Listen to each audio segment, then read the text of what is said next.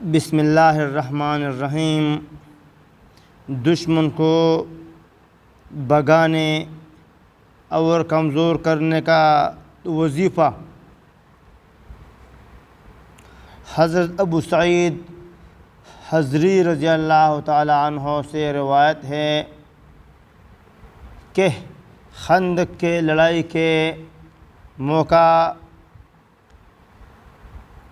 ہم نے رسول اللہ صلی اللہ علیہ وسلم سے عرض کیا، ہمارے کلیجے منہ کو آ گئے ہیں۔ آپ صلی اللہ علیہ وآلہ وسلم نے فرمایا، یہ دعا پڑھو، اللہم استر عوراتنا و آمن رواتنا، جس کا ترجمہ یہ ہے، یا الہی ہمارے عیب ڈھانپ لے اور گھبراہٹوں سے امن دے۔